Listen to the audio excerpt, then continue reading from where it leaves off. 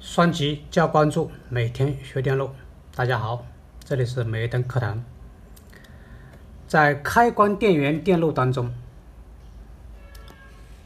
有4大件。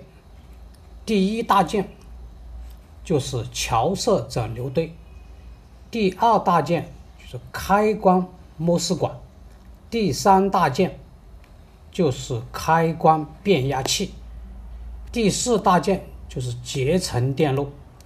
这4大件构成了这个开关电源电路的核心部件。其中开关变压器它是一种起着承前启后、相互隔离的一种震荡开关变压器。开关变压器我们要掌握这几点。第一，首先在这个磁芯上面它有很多个老组，你看这个呢，它有5个老组。这个依次老组我们一般叫做初节线圈，初节线圈就是震荡老组。二次老组就是我们说的供电辅电老组，就是提供结层电路源源不断这个能量的工作电压的一个老组。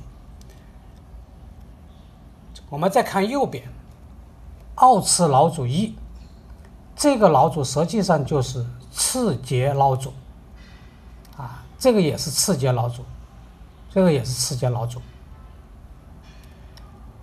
第3个知识点我们要掌握的就是这样一个变压器，它的初级线圈和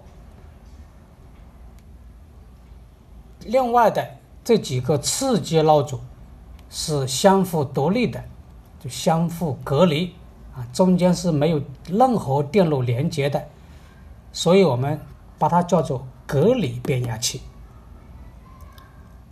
另外我们还要注意，这个开关变压器它初级老组和次级老组上面的电压都叫做这个脉冲电压，类似于交流电压的这样一种电压信号。